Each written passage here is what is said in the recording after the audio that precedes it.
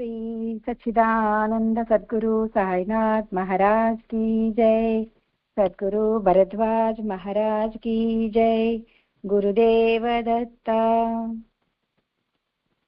சத்குரு ஷிரடி சாயிநாதரின் அளவற்ற ஆசிகளுடன் ஆச்சாரியா ஸ்ரீ எக்கிராலா பத்வராஜா மாஸ்டர் அவர்களின் அரவணைத்து நடந்து கொண்டிருக்கும் இந்த சத்சங்க மகா யக்ஞத்தில் பரிபிரஷ்னா என்ற திருநூலை நாம்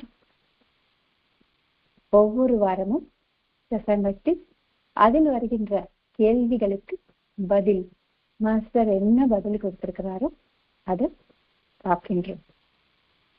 ஒவ்வொரு வாரமும் சொல்ற விஷயம்தான் பரிபிரஷ்னா அப்படின்னு நமக்குள்ள இருக்கிற கேள்விகளை கேட்டு அஞ்ஞானத்துல இருந்து ஞானம் பெறுவது. ஒருவேளை அந்த விஷயம் நமக்கு தெரிஞ்சிருந்தா அது உண்மைதானா அப்படின்னுட்டு புரிஞ்சுக்கிறது, ஒரு திடமான எண்ணம் கொண்டு வருவது. இதுதான். இப்படி இருக்கும் பொழுது எண்ணற்ற கேள்விகள் அன்னைக்கு மாஸ்டர் கிட்ட அவங்க கேட்டிருக்காங்க அப்படின்னா, ஒவ்வொரு வாரம் ஒவ்வொரு விதமான கேள்வி நாம் பார்த்துட்டே வந்தோம் இல்லைங்களா? அதுக்கு சில டைட்டில்ஸ் கூட நாம் வச்சோம். சாதனைக்கு சார்ந்தவை, ஆச்சாரத்துக்கு சார்ந்தவை, தர்மத்துக்கு சார்ந்தவை, சமுதாயத்துக்கு சார்ந்தவை, சாஸ்திரத்துக்கு சார்ந்தவை, பக்தி சார்ந்த கேள்விகள், மாஸ்டர் அவர்கள் விரும்பிய கேள்விகள். இத்தனை அத்தியாயங்களை 6 அத்தியாயங்களை பிரிச்சு இந்த புக் எழுதியிருக்கிறாங்க. இதுல பாருங்க, இத்தனை கேள்விகள் இருக்கு. நாம் என்னைக்காச்சு நம்ம வீட்டுல இருக்கிறவங்கள ஆச்சு கேட்டிருப்போமா? இல்ல நம்ம கோயிலுக்கு போறோம், அங்க யாரோ ஒரு விஷயத்த சொல்றாங்க, இது இப்படி செய்யணும், அதை அப்படி செய்யணும்னுட்டு, ஏன், எதுக்கு, எப்படி அப்படின்னு கேட்டு தெரிஞ்சிருக்கிறோமா? அந்த யோசனையாச்சு நமக்கு வந்திருக்குதா? எதுக்காக நான் சொல்றேன்னா, நாம் பெரியவங்கன்னு நம்புறவங்களோ இல்ல குருஸ்தானத்துல வச்சு பாக்குறவங்க கிட்டயோ ஒரு கேள்வி கேட்கணும்னா ஒரு பயம். எதுக்கு? என்ன சொல்லிடுவாங்களோ, சொன்னா அது செய்ய வேண்டிய நிலைமை வரும். எதுக்கு நமக்கு வந்த வம்பு? இவங்க சொன்னாங்க இவங்களுக்கு ஒரு கும்பிடு, அவங்க சொன்னாங்க அவங்களுக்கு ஒரு கும்பிடு போட்டு போயிட்டே இருக்கலாம் அப்படின்ற பாவனை மட்டும்தான் அதிகபட்சமாக இருக்கு. யாராவது ஒரு விஷயம் சொன்னா இந்த விஷயத்துக்கு ஆதாரம் இருக்கா, இது ப்ரூஃப், இதுல இந்த மாதிரிதான் செய்யணும் அப்படின்றதுக்கு எதுல ப்ரூஃப் இருக்கு அப்படின்னு கேட்டிருக்கிறோமா? ஒருவேளை நாம் துணிஞ்சு கேட்டாலும் உடனே என்ன சொல்லிடுறாங்க? அதிக பிரசங்கி, விதண்டவாதி இப்படின்ற பட்டங்கள் கொடுத்துடுறாங்க. அப்படி இல்லாம நிறைய பேர்ல ஒரு மூட நம்பிக்கை இருக்கு. சாமிக்கு இந்த பூ வைக்க கூடாது, சாமிக்கு அந்த பூ தான் வைக்கணும், இது நைவேத்தியம் பண்ணக்கூடாது, இதுதான் நைவேத்தியம் பண்ணணும். சரி, எதுல இந்த பூ வைக்க கூடாதுன்னு சொல்லியிருக்காங்க அப்படின்னு நாம் ஒரு கேள்வி கேட்டிருக்கிறோமா? ஏன்னா கடவுளின் படைப்பு, அவர் படைப்புல எல்லாமே உன்னதமானதுதான். அப்படி இருக்கச்ச இந்த பூ சுவாமிக்கு உகந்ததல்லன்னு யார் சொல்றாங்க? கீதை தான் நமக்கு எல்லாருக்குமே ஆதாரம். கீதையில என்ன சொல்லியிருக்காங்க? பலம், புஷ்பம், பத்திரம், தோயம். நீ பழத்தை வெய்யன்னு சொல்லியிருக்காங்க. இந்த பழத்தை தான் வெய் அப்படின்னு சொல்லல. புஷ்பம் அப்படின்னு சொன்னாங்க, ஒரு மலர், அவ்வளவுதான். நீ இந்த மலர் தான் எனக்கு உகந்ததுன்னு சொல்லல. இலைகள், அருகம்புல்ல இருந்து பில்வாம்பி இலை வரைக்கும் இத்தனையோ இலைகள் வச்சு 21 இலைகள் வகைகள் வச்சு நம்ம பூஜை பண்றோம். எதுவுமே கிடைக்காத இடத்துல எந்த இலை கிடைச்சாலும் அதுதான். கீதையில பர்டிகுலரா நீ துளசி இதெல்லாம் தான் வைக்கணும் எழுதவே இல்லை. தோயம் அதாவது நன்னீர், ஜலம் அப்படின்னு சொல்லலாம். சரி, ஜலம் சொன்ன கங்கா ஜலம் தான் வேணும், யமுனா தீர்த்தம் தான் வேணும், காவேரி தீர்த்தம் தான் வேணும் சொல்லவே இல்லையே. பக்தியுடன் நீ நம்ம வீட்டுல என்ன டேப் இருக்கோ அந்த டேப்ல புடிச்சு தண்ணி அங்க வச்சு, சுவாமி இதுதான் கங்கா ஜலம் அப்படின்னு வச்சுட்டு தீர்த்தமா எடுத்துக்கிட்டா அது கங்கா ஜலம் தான். என்ன பாவனை தான். பாவனை தான் முக்கியம்ன்றதுக்கு நம்ம பக்த கண்ணப்பர்ல இருந்து நிறைய விஷயங்கள் பார்த்தோம். பக்த பிரகலாத வரைக்கும். யானையா வந்தாலும் அதுவும் மகாவிஷ்ணு தான், தீல போட்டாலும் அதுவும் மகாவிஷ்ணு தான், கடல்ல வீசினாலும் அதுவும் என் சுவாமியின் பள்ளி அறைதான் அப்படின்னு சொன்னாரு. பாவனை தான், அந்த பாவனை தான் காப்பாற்றும். இங்க மாஸ்டர் கிட்ட எத்தனை வகையான கேள்விகள் எல்லாரும் கேட்டிருக்காங்கன்னா ஒரு விஷயம் புரிஞ்சுக்கணும். இன்னைக்கு யாருக்கிட்டாச்சும் ஒரு கேள்வி கேட்கணும்னா நாம் பயப்படுறோம். அவர்கிட்ட எவ்வளோ ஒரு க்ளோஸ்னஸ் இருந்தா எல்லா கேள்விகளும் கேட்டு தெரிஞ்சிருப்பாங்க. எவ்வளோ அமைதியா சொன்னா திருப்பி திருப்பி மற்றவங்க கேள்வி கேட்க முடியும். அதாவது உனக்கு சாஸ்திரபரமா வந்ததா, தர்மத்துக்கு சார்ந்து வந்ததா, உன் அன்றாட ஃபேமிலி லைஃப்ல ஒரு டவுட் இருந்தது, எல்லாத்துக்குமே அவர் அழகா பதில் சொல்லியிருக்கிறாரு. அப்படின்னா எப்படி சொன்னாரு மாஸ்டர்? எப்படி அவரால் முடிஞ்சது எல்லாருக்குமே? அப்படின்னா அவர் யாரு கேள்வி கேட்டாலும் இது தேவை இருக்கிற கேள்வி, இது தேவை இல்லாத கேள்வி கிடையாது. என்கிட்ட ஒருத்தங்க ஒரு விஷயம் கேட்டுட்டாங்க, அவங்களுக்கு செஞ்சுதான் ஆகணும், சொல்லிதான் ஆகணும். ஏன்னா கடவுள் தான், பாபா தான் என்ன என்கிட்ட கேட்கிறார் என்ற எண்ணம். ஆக்சுவலா ஞானம் அப்படின்றது யாரு கேட்டாலும் வழங்கணுமா, அது சாஸ்திர தர்மமா.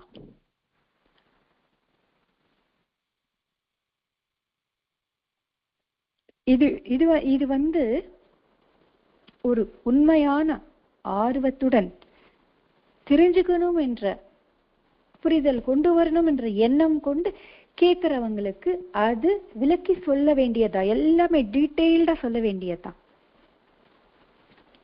அதுவும் மாஸ்டர் கடைபிடிச்சு காமிச்சிருக்கிறார். இதுல சில கேள்விகள் நம்ம பெருசா இதுல சசங்கத்துல சொல்லிக்கல. என்னன்னா, மாஸ்டர் கீழே விழுந்த பூ சாமி கேட்கலாமா அப்படின்னு கூட கேட்டிருக்காங்க. இது எல்லாமே மந்த்லி எடிஷன் வரும், அதுல போடுவாங்க சில கொஸ்டின்ஸ் எல்லாமே. அதுக்கும் சொல்லுவாரா, ஒரு சின்ன இதுல பார்த்ததுலயே நம்ம ஒரு பெரிய கேள்வி, ஞானம் மிகுந்த கேள்வின்னு எதிர்பார்க்கிறோமோ அந்த மாதிரி இருக்கிற கேள்விகள் 10th ஸ்டாண்டர்ட் குழந்தை கேட்ட கேள்விதான். அவங்களுக்கு புரியுற மாதிரியும் மாஸ்டர் சொல்லியிருக்கிறார். அதாவது எந்த அளவுக்கு எளிமையாக, எந்த அளவுக்கு அவங்க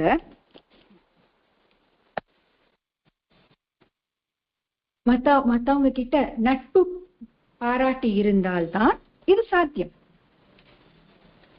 பாக்குறதுக்கே ஒரு பயங்கரமா, பாக்குறதுக்கே ஐயோ இவர்கிட்ட போனா கரெக்டோ இல்லையோ அப்படின்ற எண்ணமே இல்லை. சின்ன குழந்தையில இருந்து முதியோர் வரைக்கும் மாஸ்டர் கிட்ட அவ்வளோ அன்பு பெற்றுக்கொண்டாங்க. அவருக்கு கொடுக்கல, பெற்றுக்கொண்டாங்கன்னு சொல்லணும். அப்படி இருக்கிறவர் தாங்க குரு. குரு அப்படின்னா குருவை சேவிக்கிற அளவுக்கு நமக்கு இருக்கோ இல்லையோ, ஆனா அவர் ஏற்றுக்கொண்ட ஸ்தானம், போஸ்டிங் என்னன்னா தந்தை. இவ்வளவு பொறுமையா சொல்ல முடியுமா நம்ம பசங்களே? சும்மா கேள்வி கேட்டுனே இருப்பியா அப்படின்னு. ஆனா இத்தனை கேள்விகளுக்கு பொறுமையா பதில் சொல்றாரு அப்படின்னா, இன்னும் ஏதாவது இருக்கா, இன்னும் ஏதாவது டவுட் இருக்கா அப்படின்னு கேட்டு சொல்றாருன்னா எவ்வளோ பாசம் இருந்தா அப்படி சொல்ல முடியும். இதை நாம் யோசிச்சுட்டு இன்றைய கேள்வியை பார்க்கலாம். சாயிபாபா அவதார புருஷரா? அப்படி இருந்தா எந்தெந்த அவதாரமாக அவர் அவதரிச்சிருக்கிறார்? இதுதான் கேள்வி. ஆக்சுவலா இந்த அவதாரம் அப்படின்றது எங்க ஆரம்பிச்சது? பகவான் மனிதன் உருவம் கொண்ட பூமிக்கு வந்தது அவதாரம் அப்படின்னு சொல்றோம். கிருதயுகத்தில இருந்து ஆரம்பிச்சது. எல்லாருக்குமே தெரிஞ்ச ஒரு கதை தான் தூர்வாச மகரிஷி. அம்பரீஷனுக்கு சாபம் கொடுக்கிறாரு இல்லைங்களா?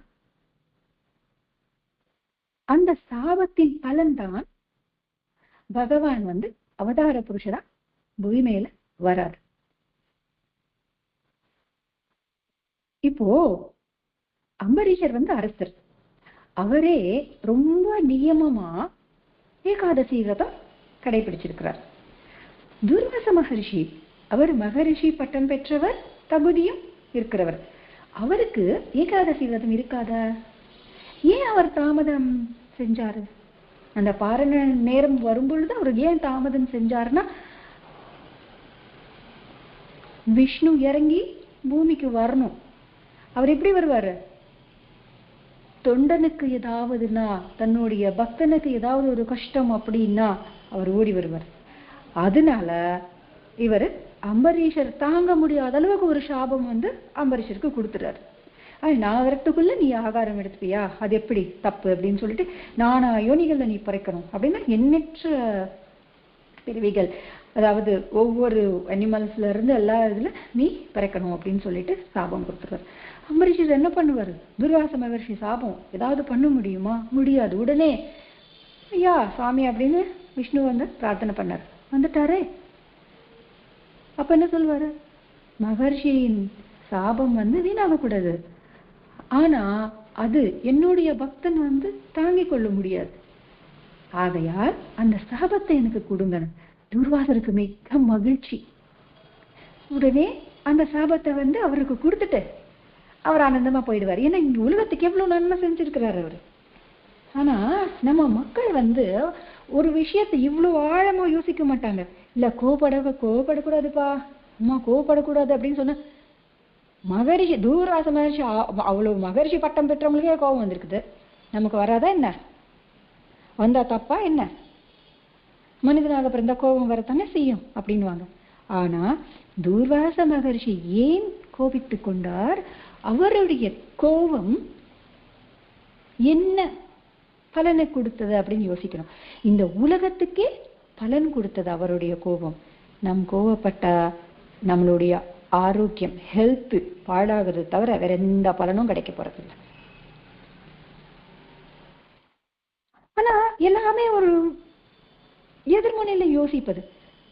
அப்பேற்பட்டவங்களுக்கே கோபம் வந்துச்சு அப்படின்னா அதுக்கு பின்னணி என்ன நடந்தது, எந்த எண்ணம் இருந்தது, அது என்ன ஈடேறிடுச்சு, இது எல்லாமே நாம் யோசிச்சு பார்க்கணும். அப்போ அவர் ஆரம்பிச்சார். முதல்ல பகவான் பூமி மேல் அவதாரம் என்ன அப்படின்னு சொன்னா தத்தாத்திரேயர் அவதாரம். அது எல்லாருக்குமே தெரியும்.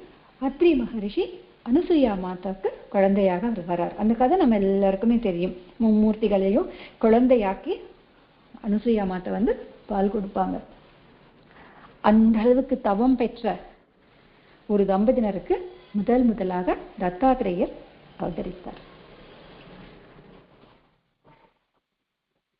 சோ அவங்களையும் என்ன வரம் வேணும் கேளுங்க அப்படின்னு தான் சொல்லுவார். மும்மூர்த்திகள் வரும்போது அவங்க வீட்டுக்கு வருவாங்கல்ல, அப்ப அவங்க என்ன சொன்ன, என்ன வரம் வேண்டும் அப்படின்னு கேட்பாங்க. உடனே நீங்க தான் எங்களுடைய பசங்கள மாதிரி இருந்தீங்கல்ல, அதே மாதிரி எங்க குழந்தையாக நீங்க பிறக்கணும் அப்படின்னு சொல்லுவாங்க. இதுல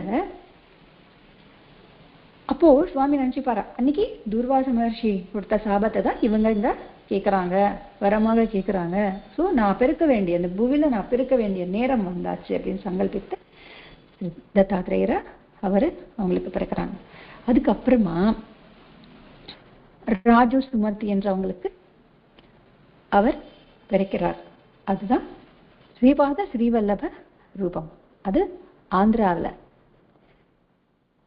கோதாவரி கரை ஓரம் அவர் பிறந்தார்.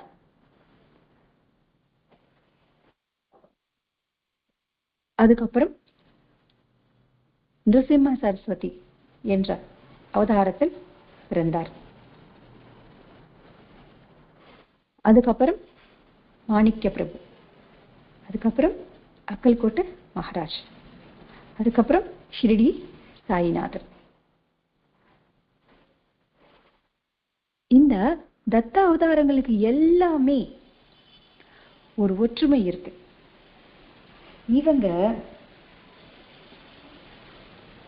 நான் தான் கடவுள் அப்படின்னு சொல்லிட்டு அவதாரம் எடுத்து பெரிய பெரிய மடங்கள்ல வச்சு சேவகர்களை வச்சு ஏசி கார்ல சுத்தி இந்த மாதிரி விஷயங்கள் எதுவுமே பண்ண மாட்டாங்க. சாஸ்திர தர்மம். சரி, ஸ்ரீபாத வல்லவராக வந்த தத்தாத்திரேயர் முதல்ல அவதரிச்சாரு. அவரே அவதாரம் தொடங்கி இருக்கலாமே, கலியுகம் எண்டு வரைக்கும் அவரே வந்திருக்கலாமே அப்படின்னு நினைக்கலாம். அவர்கிட்ட சூலம் இருக்கு, பார்க்க பயமா இருக்கும், ஜடா முடி இதெல்லாம் வச்சு ரொம்ப ஆச்சாரமா அப்படி இருக்காரு. சரி, ஸ்ரீபாத வல்லவரா வந்தாரு. நியமம் இதெல்லாமே ஜாஸ்தியா இருந்தது. நிருசிம்ம சரஸ்வதி அவதாரத்துல வந்தாரு, சந்நியாச தர்மத்துக்கான வழியும் கட்டினார். ஆனா இது எல்லாமே இது அவங்களுக்கு, இது இவங்களுக்கு, நம்ம தான் பண்ண முடியாது அப்படின்ற எண்ணம். அந்த எண்ணத்தை தூளாக்கத்தான் ஷிரடி சாய்நாதராக அவதரித்தார். அவர் பார்த்த நமக்கு பயமே இருக்காது. இதுவே காளிகா மாதாவை பார்த்தோம்னா பயம் வரும். நிறைய பேருக்கு பயமா இருக்கும். வீட்டுல கூட அந்த உருவத்தை வச்சுக்க மாட்டாங்க. ஏன்னா சாமின்ற பயம் இல்லை, ஆனா அந்த உருவம் பார்த்து நமக்கு பயம் வந்துருது. ஏன் வரணும்? உருவம் பார்த்து பயம் வரணும்னு அவசியமே இல்லையே. எதுக்காகனா, இப்போ இந்த குழந்தை இருக்கு, இந்த சின்ன குழந்தையோட அப்பா பெரிய போலீஸ் ஆபீசர். அந்த தெருவிலேயே அவர் வராருன்னா எல்லாரும் பயப்படுவாங்க. அவர் வீட்டுக்குள்ள என்டர் ஆனதுக்கு அப்புறமா இந்த குழந்தை எகிரி குதிச்சு கழுத்தை பிடிச்சி அவங்க அப்பா தோல்ல உட்காந்து விளையாடும். ஏன் ஊரே பயப்படுற அவங்க அப்பாவை பார்த்து அந்த குழந்தை ஏன் பயப்படல? என் தந்தை என்ற எண்ணம். உருவம் இல்ல, நமக்கும் தாயானவள்.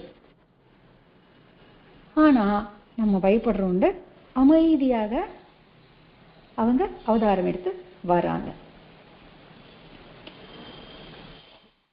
இந்த ஆயுதங்கள் எல்லாம் வச்சு அந்த காலத்துல வந்தாங்க. ஏன்னா அரக்கர்களை கொல்றதுக்கு.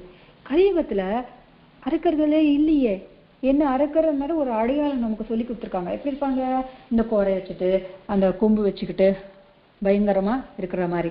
கலியுகத்துல டிஃபரன்ஸ் இல்லையே. அப்ப இருக்கிற எல்லாருமே அரக்கர்கள் தானே. அவர் ஆயுதம் எல்லாம் வச்சு அவதரிச்சுட்டு இருக்கிற மனுஷங்களை ஃபுல்லா வதச்சிட்டா என்ன இருக்கும்?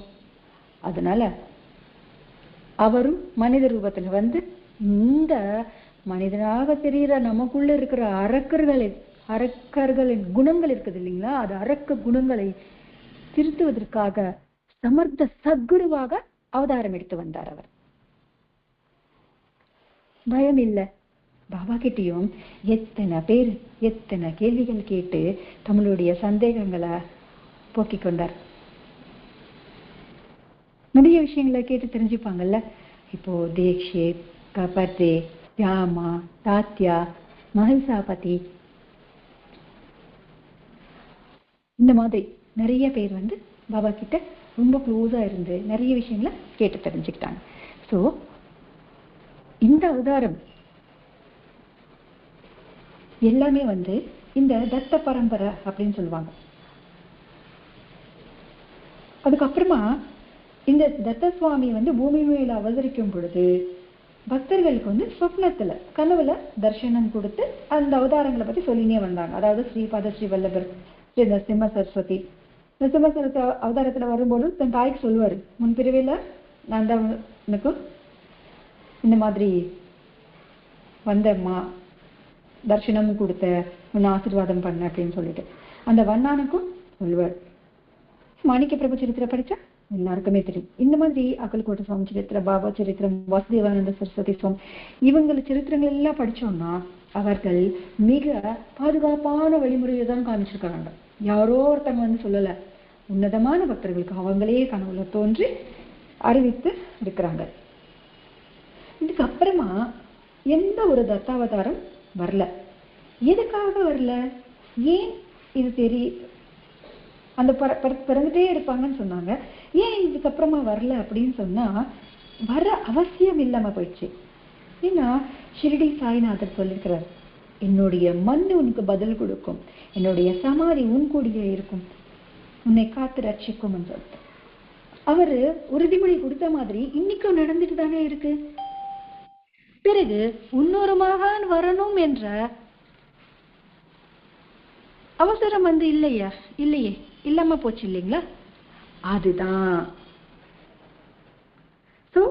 சாய்நாதர் என்ன சொன்னாரு? நான் உன்னை ரட்சித்து கொண்டே இருப்பேன்னு சொல்லிட்டாரு.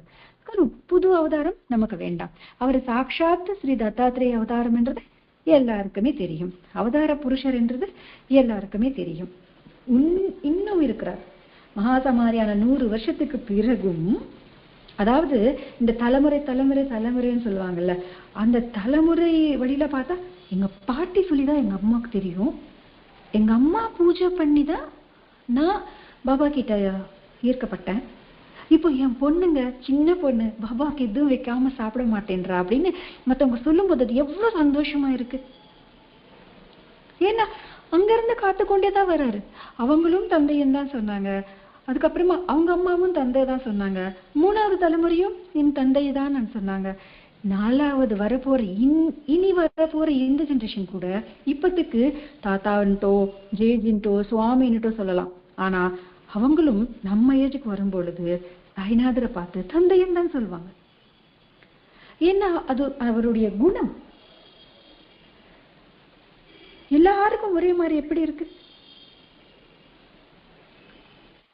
அதுதான். சோ பாபா இன்னும் நம்ம கூடயே இருப்பதினால், இருந்து கொண்டே இருப்பார் என்பதனால் இனி புதிதாக எந்த அவதாரம் அவர் எடுக்கவில்லை. இந்த அவதாரத்திலேயே நம்ம காத்து ரட்சித்துக் கொண்டு இருக்கிறார். ஆனா தீட்சித் கிட்ட எப்போ சொல்றாரோ 8 வயசு குழந்தையாக நான் வருவேன் அப்படின்னு சொல்லிட்டு, ஸ்ரீகிருஷ்ணரும் தேவிக்கு வந்து 8 வயசு பாலகனாக தான் தரிசனம் கொடுத்தார் அப்படின்றது ஹரிவிஜயம் என்ற நூலில் எழுதியிருக்கிறாங்க. ஆனா இது படிச்சவங்க சில பேர் இருப்பாங்கல்ல, ஓஹோ இந்த மாதிரி அப்போ நாமளும் ஒரு அவதார புருஷனை கிரியேட் பண்ணிடலாம் அப்படின்னு கூட சொல்லலாம். அந்த ஆபத்து இருந்துட்டு தானே இருக்கு. ஏன்னா இது இப்ப இல்ல, ஸ்ரீகிருஷ்ணர் இருக்கும் பொழுதே பௌண்டரிக வாசுதேவன் வந்துட்டான், நான் தான் வாசுதேவன், உண்மையான வாசுதேவன் அப்படின்னு சொல்லிட்டு. ஸோ அந்த பயத்துல இருந்து நம்ம காத்து ரட்சத்துக்குள்ள இங்க அந்த தத்தாவதாரம் அவதரிச்சதுன்னா அந்த தத்தாவதாரத்தின் குணங்கள் எப்படி இருக்கும் என்றது கிளியரா சொல்லியிருக்காங்க. மாஸ்டர் மிக அற்புதமாக நமக்கு எடுத்து சொல்லியிருக்கிறார். அவருக்கு லௌகீகமான எவ்விதமான பந்தங்கள் இருக்கவே இருக்காது. அதுல அதாவது அந்த பந்தங்கள்ல சிக்கி கொண்டு அவங்க வாழ மாட்டாங்க. இது ஃபர்ஸ்ட் நம்ம புரிஞ்சுக்கணும். இல்ல இது என் வாரிசி, இவங்க மூலம்தான் என்னோட அனுகிரகம் உங்களுக்கு கிடைக்கும், அந்த சீனே இல்லை. பாபா காப்பாத்துல அந்த மாதிரி காப்பாத்து. அவங்க எவ்விதமான நிறுவனங்கள் வந்து வைக்க மாட்டாங்க, ஆசிரமங்கள் அந்த மாதிரி ப்ராப்பர்ட்டிஸை சேர்த்துக்க மாட்டாங்க. நல்லா ஞாபகம் வச்சுக்கணும் இந்த பாயிண்ட்ஸ் எல்லாமே. நாம் வந்து இந்த சில்லறை மகிமைகளை காமிச்சிட்டு மக்களை வந்து கன்ஃபியூஸ் பண்ண மாட்டாங்க. அதுக்கப்புறமா நான் தான் தத்தாவதாரம், முன்னாடி வந்த எல்லா அவதாரத்திற்கு நான் தான் மூலம் அப்படின்னு சொல்லி வாய் திறந்து அவங்க சொல்லவே மாட்டாங்க. இந்த பிரபஞ்சம்தான் அவர்களை அடையாளம் கண்டுமா. இப்படி அவருடைய லீலைகள் பார்த்ததுக்கு பிறகு மேஜிக்ஸ் இல்லை. இந்த விஷயங்கள் நமக்கு ஞாபகம் வச்சுக்கிட்டு நம்ம பசங்களுக்கு சொல்லி கொடுக்கணும். ஏன்னா நமக்கு இப்ப சாய்நாதர் இருக்கிறாரு, அவங்களுக்கும் அவர் தான் இருப்பார். ஆனா இந்த கலியுகம் வந்து சில நேரத்துல நம்மளை ஏமாற்றி விடும். அதுக்கு நாம் ஆளாக கூடாதுன்றா நம்ம பசங்களுக்கும் நம்ம வந்து ஸ்ட்ராங்கா சொல்லணும், இதுக்கு மிஞ்சி ஒரு அவதாரம் நமக்கு தேவையில்லை, இவர் இருக்கிறார், இவரே போதும், நேரா குருவை போய் சரணடைஞ்சாதான் முக்தின்றது கிடையாது. ஏன்னா மாஸ்டர் நமக்கு நிரூபிச்சுட்டாரு. நிறைய பேருக்கு அந்த குறைய இருந்தது, அந்த குறை மாஸ்டர் ரூபத்துல திருப்பி பாபா மகா சமாதிக்கு பிறகு மாஸ்டர் வந்து பாபா கிட்ட அத்வைத அனுபூதி பெற்று நம்ம எல்லாருக்கும் ஒரு கிளியாரிட்டி கொடுத்துட்டாரு. பாக்கியமா நீ ஒரு குருவை போயிட்டு சேவிக்கணும்ன்ற எதுவுமே கிடையாது. சிம்பிளா ஏன்னா மாஸ்டர் வந்து முக்தி அடையிறதுக்கு நமக்கு ரொம்ப சிம்பிள். அது எவ்வளவுன்னா ரொம்ப ரொம்ப ரொம்ப ரொம்ப சிம்பிள்னு கூட சொல்லிக்கலாம். 10 பைசா செலவு இல்லாம பாராயணம், சத்சங்கம், இது பண்ணாலே முக்தி நிச்சயம்னு சொல்லிட்டாரு. ஆனா அந்த ரெண்டுமே எப்படி நாம் கடைபிடிக்கிறோம் என்றதுதான் அது நம்மளோட சாய்ஸ். அதுக்கு அவர் பொறுப்பு கிடையாது. உனக்கு வழி காமிச்சிட்டாரு, அந்த வழியில எப்படி போகணும் என்றது நம்மளுடைய சாய்ஸ். நீ பட்னி கிடந்து செலவு பண்ணி எதுவுமே செய்ய தேவையில்லை. நான் 10 பேருக்கு சொல்லணுமா? சொல்லு.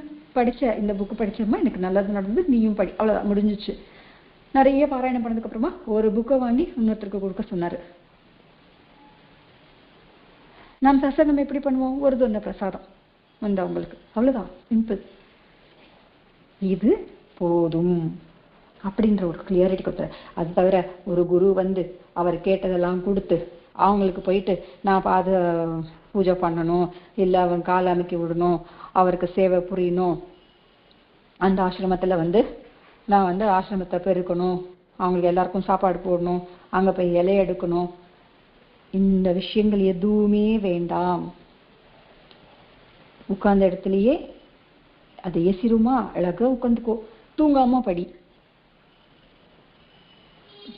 ஒரு அம்மா வந்தாங்க மாஸ்டர், அவங்க இன்னைக்கும் சில சம்மேளனத்துக்கெல்லாம் வருவாங்க. அவங்க எனக்கு வந்து ஒரு ஆக்சிடென்ட் ஆயிடுச்சு, அதனால நான் கீழே உட்காரக்கூடாது, மெத்தையில தான் உட்காரணும் அப்படின்னு சொன்னா, அம்மா நீ தாராளமா உன் பெட்டு மேல உட்காந்தே குருச்சரித்திரம் படிச்சுக்கோ அப்படின்னு சொன்னார் அவரு. மத்தவங்க சொல்லுவாங்களா? ஏன்னா ஆன்மீகம் என்றால் ஒரு பயத்தை உண்டாக்கி வச்சிருக்கிறாங்க. குரு பேச்சு கேட்கலன்னா நாசனமா போயிடுது அப்படின்னு, அவ்வளவுதான். அந்த குடிகாரனா இருந்தாலும் அவர் கால தான் போய் விழுறாங்க. அந்த அளவுக்கு மூடத்தன்மை கொண்டது ஆன்மீகம். இது கூட யோசிக்காம மக்கள் இன்னும் அதுவே செய்ய முடியும். ஏன்னா அவர் எங்களோட ஆச்சாரியன், எங்களுடைய குலகுரு, அவர் தான் எங்களுக்கு எல்லாம் பண்ணணும். மத்தியபானம் பண்ணவன் வந்து பிராமணன் என்ற பதவிக்கு அருகதை அற்றவன் சொல்லியிருக்கிறது சாஸ்திரத்துல. யாரு பாக்குறாங்க? உடனே சொல்லிடுறாங்க, ஏங்க சொசைட்டி எல்லாம் மாறி இருக்கும் போது எல்லாமே நாம அட்ஜஸ்ட் பண்ணிட்டு போகணும். அப்ப எதுக்கு சாஸ்திரம்? அப்ப எதுக்கு வந்து மேற்கொண்டு சும்மா கண் தொடப்பா மற்ற சடங்கு எல்லாம் பண்றது? உண்மையிலேயே சத்சங்கத்துல இருக்கிற நாம் எல்லாரும் மிக மிகவும் கொடுத்து வச்சவங்க. யாருக்கிட்டையும் போய் ஏமாற தேவையில்லை, தகுதி அற்றவங்க காலில் விழ தேவையில்லை. இருக்கிறது அவரு இருக்கிறாரு, நம்மளை காப்பாத்துறாருன்றது உண்மை. அது எல்லாருமே நம்ம எல்லாரும் ஃபீல் பண்ணிருக்கிறோம், யாரும் மறுக்கவே முடியாது. அது இப்போ சாதம் கொதிக்குதுன்னா ஒரு பருக்கு தானங்க தொட்டு பார்ப்போம், தொட்டு பார்த்துட்டு சாதம் வடிச்சிடுவோம், எல்லாத்தையும் அமைக்கி அமைக்கி பார்த்துன்னு இருப்போம். அவர் ஒரு வார்த்தை காப்பாத்தினா வாழ்க்கை ஃபுல்லா காப்பாற்ற மாட்டாரா? என்ன காப்பாத்துறவர் என் பையனை காப்பாற்ற மாட்டாரா? என் பொண்ணை காப்பாற்ற மாட்டாரா? அதுதான் பாபா சொன்னது, திடமான நம்பிக்கை, விசுவாசம், அது ஆனந்தத்தை கூட சேர்ந்த பொறுமை அப்படின்னாரு. என் தலையெழுத்து அப்படின்னு பொறுத்திருக்க வேண்டாம், எனக்கு எது நல்லதோ அவர் செஞ்சு கொடுப்பார் என்று ஆனந்தமாக எதிர்பார்த்துட்டு போதும். இந்த 2 விஷயமா சிம்பிளா பாபா சொன்னாரு. அந்த 2 விஷயம் உன்னை வீட்டுல வச்சு எப்படி பண்ண வைக்கிறதுன்னு சத்சங்கம் பாராயணம்னு சொல்லிட்டு மாஸ்டர் சிம்பிளா சொல்லிட்டு போயிட்டாரு. அவ்வளவுதான், நமக்கு வழி காமிச்சிருக்கிறாங்க, அந்த வழியில போயிட்டே இருக்க வேண்டியதுதான். அதுவும் கரங்களை இணைத்து செல்வோம். இந்த சத்சங்கம் என்றது ஒரு குடும்பம். மாஸ்டர் வந்து யாரோ அதாவது மாஸ்டருடைய ஹெல்ப்ல படிச்சு நல்ல வேலையில செஞ்சு சேர்ந்த ஒரு ஸ்டூடெண்ட் வந்து மாஸ்டர் கிட்ட கேட்டாராம், மாஸ்டர் மந்த்லி நான் ஏதாவது ஒரு உதவி உங்களுக்கு செய்யறேன் அப்படின்னு கேட்கும் பொழுது, நீ இருக்கிற இடத்துல சத்சங்கம் பண்ணு, நீங்க எல்லாரும் அங்க எத்தனை ஸ்டூடெண்ட்ஸ் இருந்தாங்களோ அவங்க எல்லாரையும் பார்த்து அவர் சொன்னாரா, நீங்க எல்லாரும் ஒரு குடும்பமாக வாழுங்க அப்படின்னு சொல்லிட்டு. அதுதான் குருதட்சணையா அவர் கேட்ட பெரிய அமௌண்ட். இது நாம் புரிஞ்சுக்கணும். அவங்க என்ன கேட்கறாங்கன்னு புரிஞ்சுக்கணும். அதை கொடுக்கறதுக்கான முயற்சி பண்ணணும். நாம் ₹1 முயற்சி பண்ணா ₹11 நம்ம அக்கௌண்ட்டுக்கு வரும். பாபா சொல்லியிருக்கிறாருல்ல, நான் 1 வாங்கினா 10 கொடுப்பேன் அப்படின்னு சொல்லிட்டு. அதை ஞாபகம் வச்சுக்கிட்டு புதிதாக அவதார புருஷர்களை தேடாம நமக்கு கிடைச்ச சாய்நாதர் அவருடைய குணங்களை, அவருடைய சித்தாந்தங்களை, அவர் சொல்லிக் கொடுத்த நல்ல விஷயங்களை எடுத்துரைத்த நமக்கு ஆச்சாரியா ஸ்ரீ ஏக்கிராலா வரதராஜ மாஸ்டர் அவர் இருக்கிறார். வழிகாட்டுவதற்கு ஒரு மார்க்கதர்சி அவர் இருக்கிறார். அந்த வழியில ஆனந்தமாக சென்று அந்த சாய்நாதரை நாம் சேரலாம். இது எல்லாமே எப்பவுமே ஞாபகம் இருக்கணும்னா சத்கோஷ்டி என்றது நமக்கு தேவைன்னு சொல்லியிருக்கிறாங்க. அதாவது புதிதாக வந்த பாவனைகள் நம்மளுடைய லெவலுக்கு நாம் புரிஞ்சுக்கிட்ட விஷயங்கள் நம்ம ஃப்ரெண்ட்ஸ் கிட்ட ஷேர் பண்றதுனால நமக்கு என்ன, அந்த பாவனை தவறாக இருந்தா திருத்திக்கலாம், சரியாக இருந்தா ஏத்துக்கலாம், ஆனந்தமாக இருக்கலாம். இதுதான் மாஸ்டர் நமக்கு இன்னைக்கு அவதார புருஷர்களை பத்தி கொடுத்த விளக்கம். கரங்களை இணைத்து அந்த தந்தையின் பாதையில் தைரியமாக செல்வோம். அவ்விதமாக சாய்நாதர் நம்மை ஆசீர்வதிக்க வேண்டும். ஸ்வஸ்தி. ஸ்ரீ சச்சிதானந்த சத்குரு சாய்நாத் மகாராஜ் கி ஜெய். சத்குரு பரத்வாஜ் மகாராஜ் கி ஜெய். குருதேவ தத்தா.